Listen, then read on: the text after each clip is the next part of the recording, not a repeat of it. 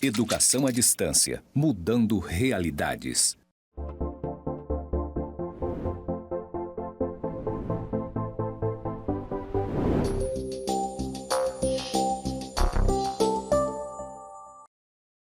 Olá, tudo bem?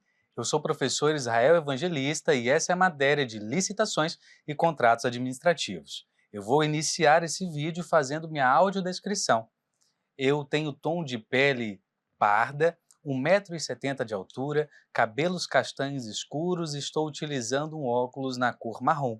Utilizo também uma camisa social na cor branca, uma gravata na cor azul, uma calça na cor azul marinho e utilizo sapatos na cor marrom escura.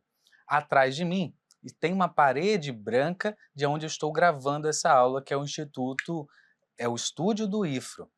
E nessa parede branca está desenhado alguns pontos na cor cinza que estão interligados entre si. No meu lado esquerdo tem uma parede branca com os sinais verdes e também uma palavra escrita EAD, mudando realidades na cor verde. Agora nós vamos iniciar a nossa aula número 5, portanto trazendo o tema recursos administrativos e também contratos públicos ou contratos administrativos. Vamos iniciar estudando, portanto,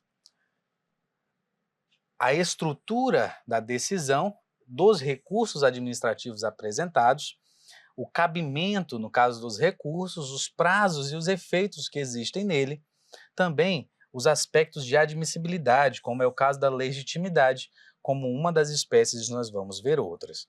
Também falaremos da motivação necessária no corpo da decisão e também os pedidos de diligências. Nós estudaremos também as partes finais da licitação e a fase contratual, quando é que já antecede o início ali da prestação de serviço, falando, portanto, dos contratos com prazos, tipos e meios de execução.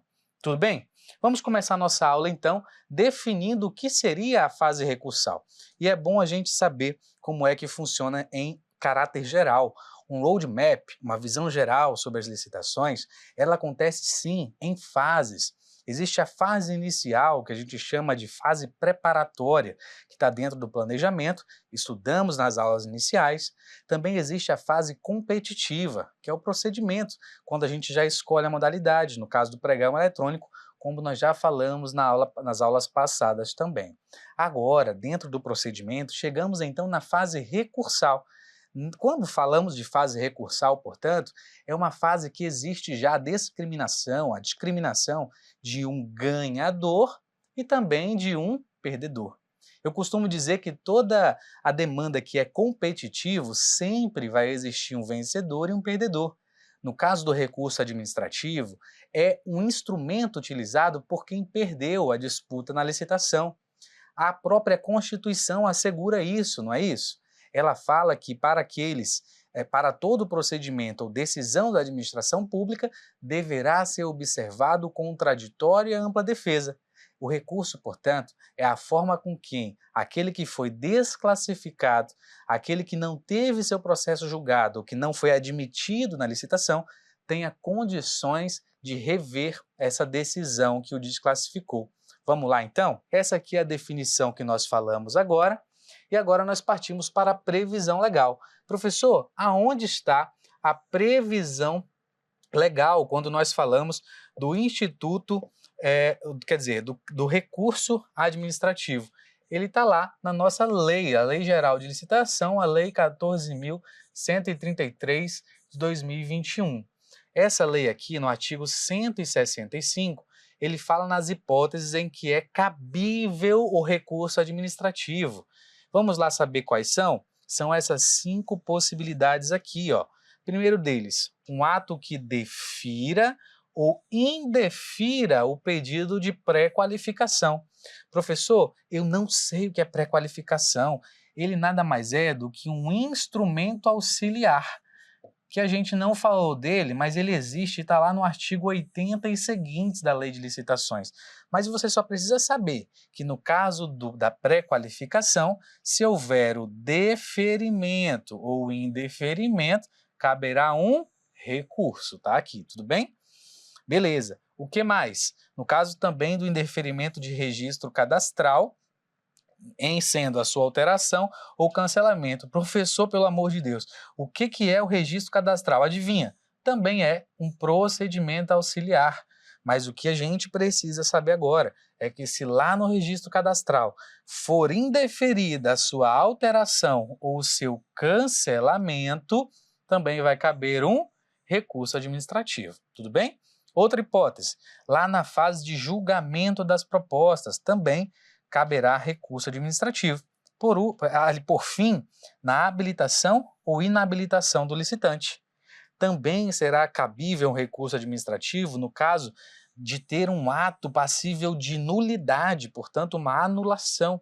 E também naqueles casos que o órgão decida por ele mesmo acabar com a licitação. E aí a gente chama de revogação. E nesse caso também caberá recurso. Por último, no caso da extinção de um contrato administrativo, se for por ato unilateral, ou seja, apenas a administração fizer, cabe também recurso. Então a gente já sabe agora que o recurso administrativo exige 1, 2, 3, 4, 5 hipóteses, basta a gente saber, professor, qual é o meu prazo para apresentar um recurso? Você vai já ver que aqui existem 2 prazos. Olha só, o primeiro deles, para apresentar uma intenção de recurso, mas só guarda essa informação aqui, não se preocupe, a gente vai já falar dela, mas também existe outro prazo, que é para apresentação das razões recursais, ou razão de recurso. Por que eu estou dizendo isso? Para você memorizar, que aqui no artigo 175, inciso 1, quando ele fala do prazo de 3 dias úteis, ele está falando de quê? Do prazo das razões recursais. Tudo bem? Você vai já ver e entender melhor. Vamos lá, vamos passar aqui.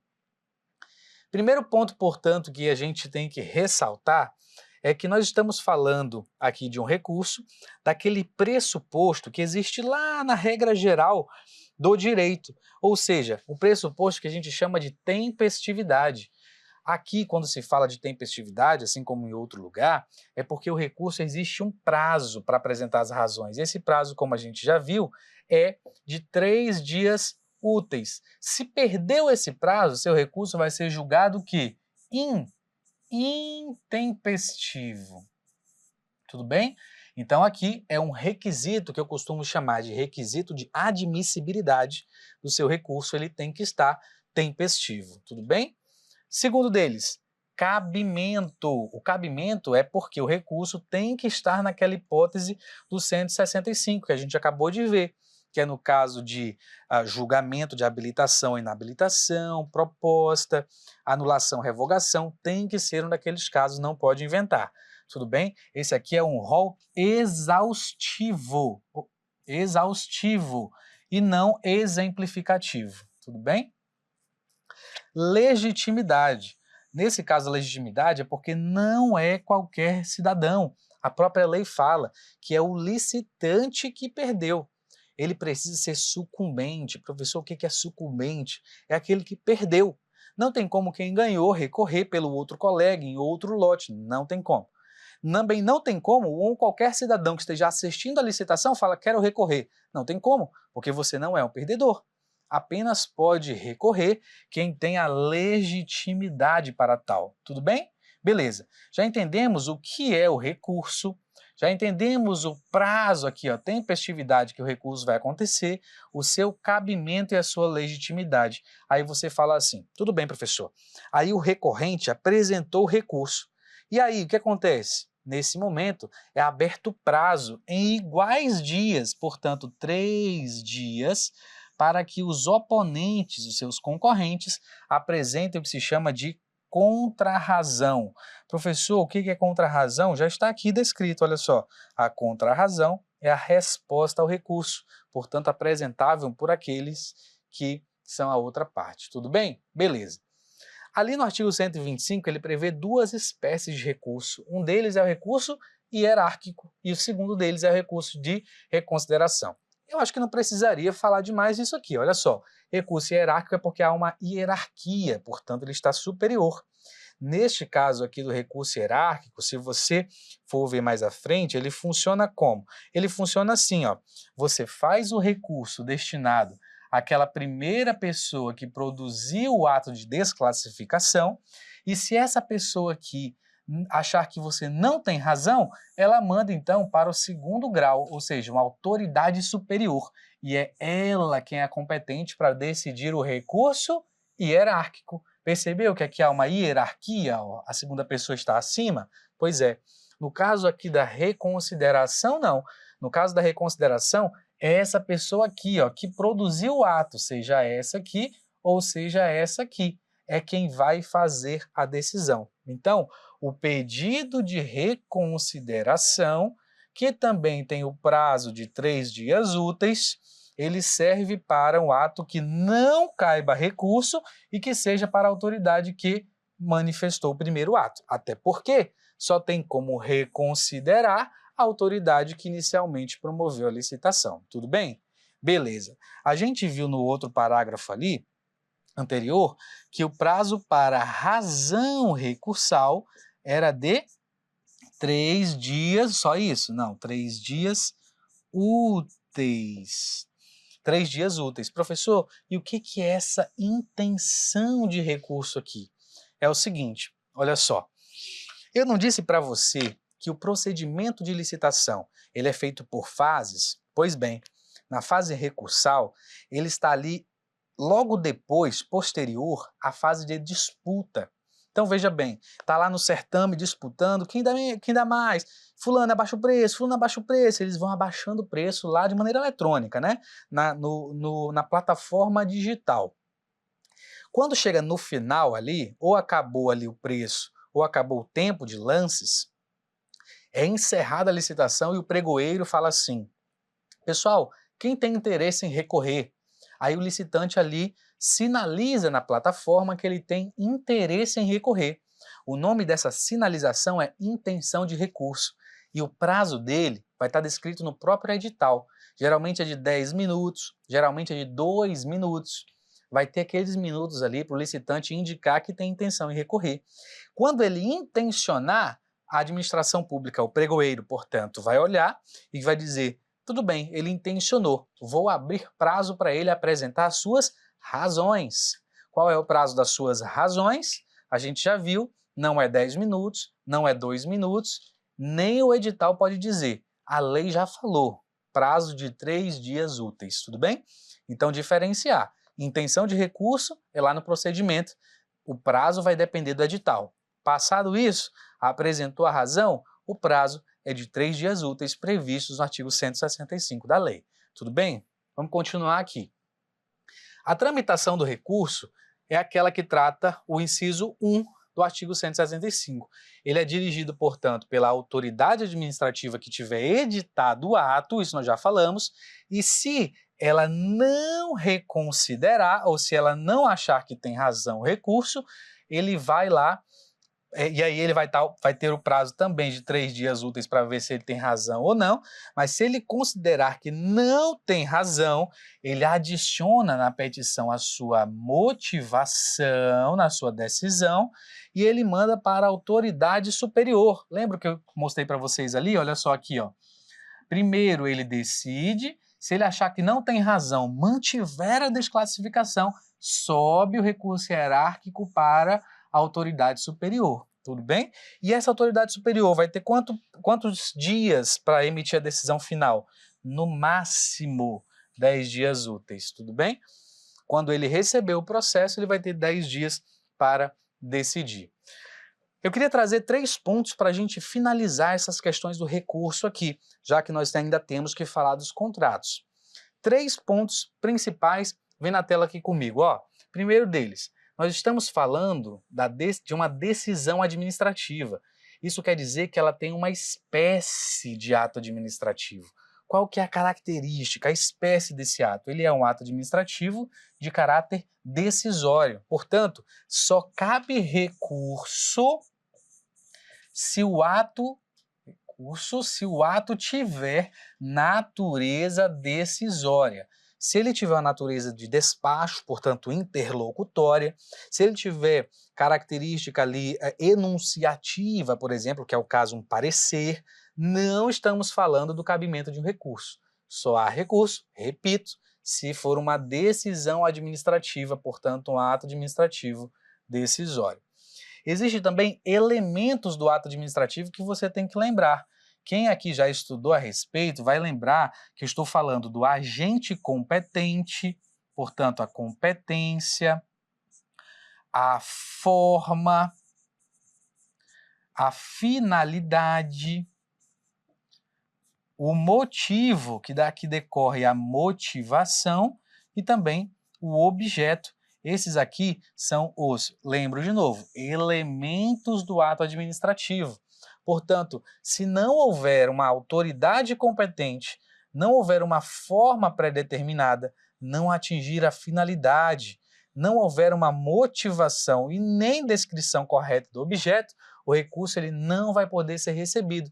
E pelo contrário, veja bem, se a decisão também não cumprir esses 5 características aqui, ou requisitos do ato administrativo decisório, caberá, portanto, um recurso administrativo também. Tudo bem? Lembrando sempre da necessidade de motivação, que decorre aqui do motivo, mas também previsto lá na LINDB, Lei de Introdução às Diretrizes Brasileiras, que nós vimos nas aulas anteriores.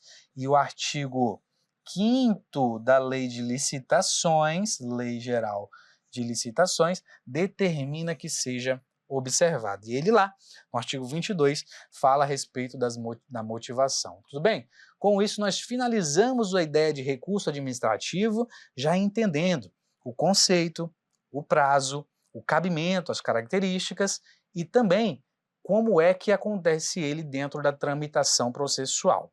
Agora, falaremos sobre os contratos administrativos. Vamos lá. O contrato administrativo está ali previsto no título 3 da Lei de Licitações, e o artigo 89 inicia o esclarecimento a respeito de todos os seus aspectos e também da sua formalização.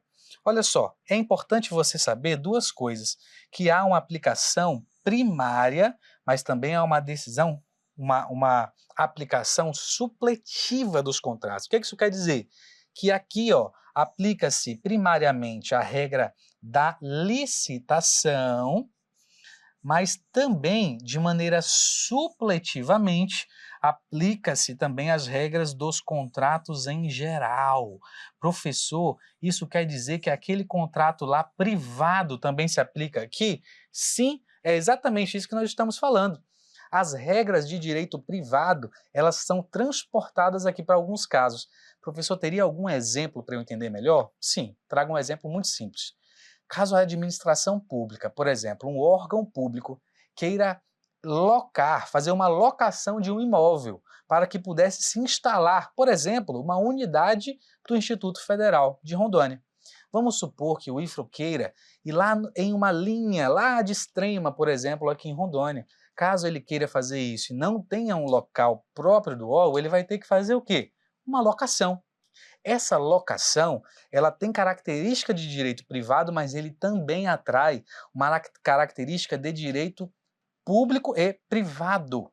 Portanto, a lei do inquilinato vai se aplicar a este caso também, tanto nas questões de despejo, com as questões de reajustes previstos naquela lei. Só que aqui vai ter que ter uma junção com muita calma para poder aplicar em um mesmo contrato, um contrato de natureza público, com as regras também de direito privado. Há uma aplicação, lembrando, primária, mas também uma secundária ou supletiva. Professor, existem requisitos mínimos para um contrato? Sim. Se a gente passar o olho lá no artigo 89, inciso 1, você vai ver que todo contrato deverá, veja que aqui é um dever, uma obrigação. Os nomes das partes têm que conter a finalidade, o ato que autorizou a sua confecção ou lavratura, o número do processo de licitação. A lei também exige que haja a sujeição dos contratantes às normas da lei e às cláusulas contratuais. Isso aqui é basicamente uma cláusula que existe em todo contrato. Tudo bem? Beleza. Depois de confeccionado o contrato, finalmente, o licitante que ganhou vai ser convocado para assinar ele.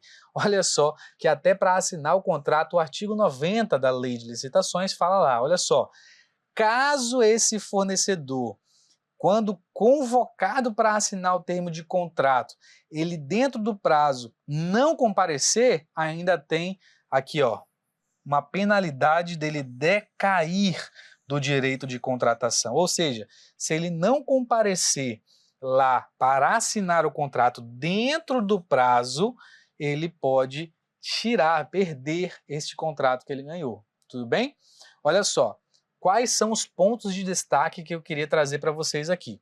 Primeiro ponto de destaque: se nesse momento do contrato, depois de toda a licitação, o contratado ou o licitante se recusar a assinar o contrato, ele pode sofrer uma multa administrativa, ou pode ter uma advertência administrativa, ou ele pode também sofrer uma suspensão ou mesmo impedimento de licitar. Isso aqui tudo, ó, a gente chama de sanção. Isso quer dizer que ele pode ser sancionado caso ele não queira injustificadamente assinar o contrato, tá bom? Também é importante você saber que contrato existe forma, até para cumprir aqueles 5 requisitos ali do ato administrativo. Lembra que a gente acabou de ver? Motivo, competência, finalidade, forma e objeto. Aqui o ato administrativo também tem sua forma própria, porque um contrato nada mais é do que um ato administrativo de natureza negocial. Aqui esse ato administrativo, a forma dele pode ser de diversas modelagens. Aqui também existe, ó, aquela contratação de BTS, eu não sei se vocês já ouviram falar. BTS é Build to Suit, que é basicamente uma modalidade que eu contrato ela e vou pagando parcelas da obra até que no final o empreendimento se revirta para a administração pública, certo? Ou seja, existem várias hipóteses aqui de contratação. EPI, EPG são as mais famosas, que é empreitada por preço global, EPG, e empreitada por preço individual ou unitário, que é EPI ou EPU. Tudo bem? As cláusulas essenciais nós já falamos aqui e estão previstas lá no artigo 97 da lei, e a vinculação e necessidade da vinculação obrigatória no PNCP, assim como todos os atos que a gente já viu aqui. Portal Nacional de Contratações Públicas. Tudo bem? Bom, pessoal, com isso nós finalizamos essa aula número 5 sobre recursos e contratos administrativos. Fico muito feliz por acompanhar até agora e espero vocês na próxima aula.